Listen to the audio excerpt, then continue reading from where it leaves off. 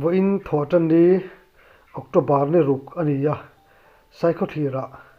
chian lamang anna thengle ta puthang chuan kunga sabere ka khong kain ala ni hriat ania khutlang an boi hle maya thalai zong te luidunga ain tlara tuna hian an be an zong me kani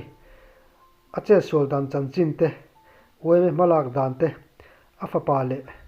weme president nen tangin report kim chang kan ngai thla thei do ne tu nei lo ngai thang o puro tin ei voina in sum ko chunga thil theng te ka lo siamo apoi the me khai pa han ke sol dan kha chuanin ipa kha amin pum ang chi te le eng ti tura kal nge ti te le ache sol dan kim chang te le tun a in malak chauzel dalang chi te kha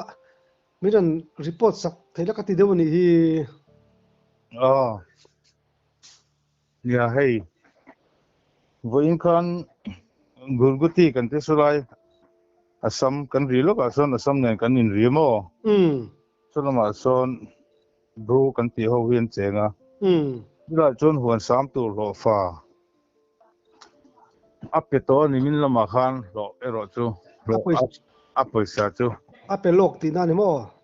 chu voina han gat mora an bazar lok dona tia tu nak tu ka bung khan huan na him to sia ava fil non tur kha chon nu lampang dar khat som pani pelvel tang han ro so bok maya ei ni na jana sur nam berlan yang kan ti khoma kan khwa vela kan kho che vela hian mo kha bet chora ni lo zok so pe son gur guti lui kan ti maya lui te chu om vele a chu million aron holam wa so ka jon chu mi tui chu lian a chu mi lui te chu mo chu aron dai kha ache sual ni om takani alanda na hian khai a ipte a kenga tukuk no pangbong la tur khan a ipte a kenga akut le lamin phoi khataron lang le zoka aba kan humia lawatia antiamo van poi chu kan nom fok lo wa khan ina ko ma voin chu ko tilampang khan min ron sona puro thei ipa ni theingam le no pang hian tuitla ni pakhat akai tur kha akut le ipte che voi khataron lang zoka kan hu to mi alawan tia ipa aron kalem kut tilaman ron tia ulai kai loka tham nei khu kan ni wa han eng kimayang min ron masa voin chu ka fe mi alawa hei ina ko ma kanom vok lo wangin kanu kan zot lo ko nge katia kanu kan zota kale khulama akal tha lo fate indona tia han phone chin te katia a phone a switch off ti tatlat boxia han call le thina ma se thil chang pong siat lowa han puanzar bokha ti mayang anuam che lowa kan han phone kola selama te khan an lo set lom tanua la ti ku khau khan mo a holai po kan hu tuye lianang tuye lian lo mo ro suna sa sia kan ti lom te khan don ti ta zela ni chon ka pa ngai ni don chu kan ti ta chuan ashema sa kan tlan liam thata ka po chu kan tlan liam vea kanau te chun kai phei ngala atlak na hun an soya chuan bet chora kan ti kha lo lian to sia mi parukin an heu kaya ron heu ve mai ron heu kai ve lo mai ro in ki che sola la ma khau lu tu kan tia kan long ha ka lui ka ma chun kanau te ho paruk chun tlang phia tlak na lai an ti chun va thenga chuan an ron dap tha bet choran ron thleng thalo deuh avot lut tu ka hnok box simo chuan helama kan chanchin thria khan kholama information an lo pe tuna hian thalai rol tlan liam vet to zong me ka ni ho kha chu ina lo han ho ro ina lo han om ro min ti deuh tlak sia min ho chho ti ra hei ina kan om to khamin lui kha tui tam lo lai kha nen tui lian chi lui lian ve sim sim ani em en tin moi ti a lui kha lui lian ve sim sim ani em lui lian lem lo ve kan zuang khu mai thei e at suar deuh lai a pe chuan mo ani tui khur lui ang dawan man hi ne kut son tui khur ang ve deuh ania leilet kam ma omania mo ani tak chu sapel ka khuang kai ang chi ni mo tu tiang deuh tu ni lian vut ta chu kanau ta lo ho po chuan atla khun lai velan sei ne chun tuna chuan hlam khat ai sei mai na kam dei to wa watangin an tia mo ni chu kam ve dei ton tia ipa sim sim hi a min te po kha tu ni le thang chuan ku nga nia ani le ri le kha athiam sa sim sim em ri hlau te te thiam e awan doi hle mai ti hlau chu thiam ve pol chu nyang heng la ya ama hi a sela lui kal te hi sa ta that lai chhopon mo den ti te po hi sat ve awan doi hle mai chuanin wa hianin in khuwa chau khan nge zong khodang nan pui chen beira bilam pang te po information te thazak to beira bilam pang te po an tel to ang khulama mo hei chu min ho ti ra ni chu lo kan ho lo te kan in buala cho kan bar ne lo la hei avasham don vele ani le khami lui atla na lui khanin lui lian deuh lek po anei ti na mi na ye sami tuna chon asam nen kan in ri na ti to mai la bet chara tun ma kha chon ani lo wen tia ma se tuna hian in zina ang renga hen kan ngai ta dewa khami peng khani atlak nan ti hi mo ki lu yan tia bet chara aron po tumi chon bet chara ron po bet chara chon athlang lo ka tei rai a po le tei rai chuan tlong be ra bi bula po thale mo atla khun laya tia tam phei chuanin khai van mang an thak don vele mang an thak khom mai ani le afa te jinga upaber me ni una hi angzat nge ni mi pa hi pathum kan nia mai chia pa hi in pu tin tang vek to tro pu tin tang an to mai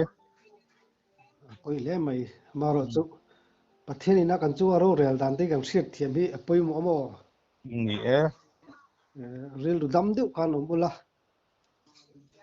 khai in ton la chu kan tol pui tak zet cheu ni rel ru boi ve deuh mu mai rel ru kha ai pik vek don mo mi kara ai kan te ba mai che la na chuar thiam lo lu tu pa không ai thak le mai ban di pa te me kha ti nga nam pa chu tol thiam ka har do na mo nia adem lo lu tu klat mi singa tang pa jin tol thiam kha a thei lo hul do na mo ni pathian za ra ruang te po kan mu em tu ra nga i la mo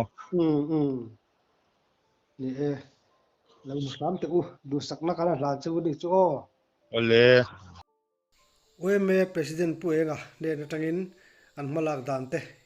ngai thla chun zom liang baeng ein boyem boy to lo ve ani sem da ro to mo khai kha in hun ton kha among an thak don he maya me in ha don he me kha nga in malak chaudan velte le achan chin siat chaudan velte kha report miran siam sakla kha ti deu ni hi ya ha te ang te chu so yang chu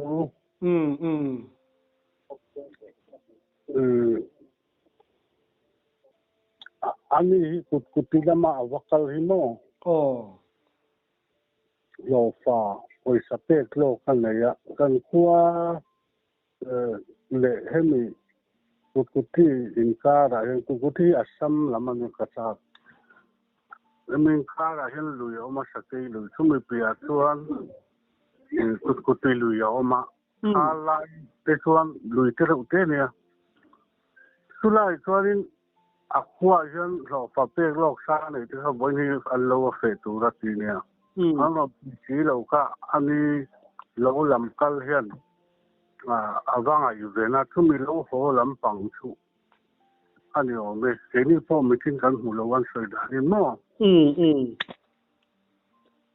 chuan leva an te tu no pang ninan lo mua chuan apila aron lang ya apil le ka apil ven ta ni tia chu kan information don dan chu ni me ya chuan chu darli don mai lampang to khan ni kan sia mo ini chuan dar nga le ti bela kan se ve chu chuan alai ho hi a thei sia kan liam tha karena lo ga na kan information out te lo wa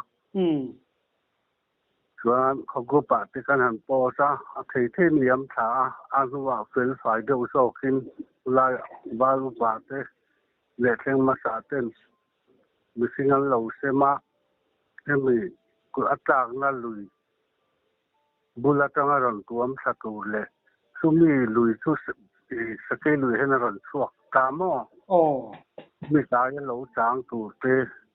tin chu chuan te re fin khale a te re hian puthang khwa ma kan tu me bai bi pa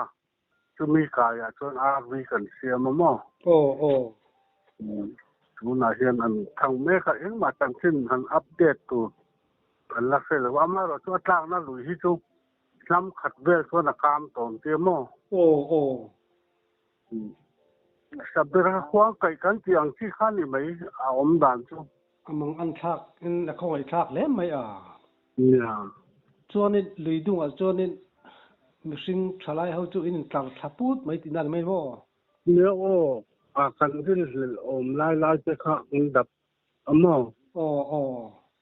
wan ali dai dul khui de te kha ma ro chu hi la cha ka che pak mai na om big lo wa yan kai va chon kan han chang kon chu ni ta me khai among an thak don he mai ma an thak khop mai rang thi la lo ani bok ngen ani khong ai thak bok si chung ten khong ai thak bok si ani thak khop mai zan thil ni bok nen malak vak ngai na chom hri lo ni chu nia him dam tak chun han mole sam mula kan wat ti pele ni khop mai be se na cha ran deng lo ama hi tui thiam ni mo hoi lai mo te hian chu ai lai a sama sa te poi na fa te poi khoi lai mo alo kai chuakin an la se tiang lo po an mai the ti te po an ni po ni tha kung ve ama ro chu a form kha an phone ni si so follow in the mail box ya ka bang khan nau pang ina an pi ku nau pang ina an mu kha kan ring tab da ni ani tak tu mong an thak don le mai tu bak chu thu chiang bak alom the si lo ti nai mo thu chiang la thei lo ami tu ka jong WhatsApp group kai kan siama eng mo han hei chu ni e chu tiang ka tiang han tiang kan sin report tu khala lo ani tak tu nia akina report min la ron update sakle zel ma tro nia kan la update zel chu ole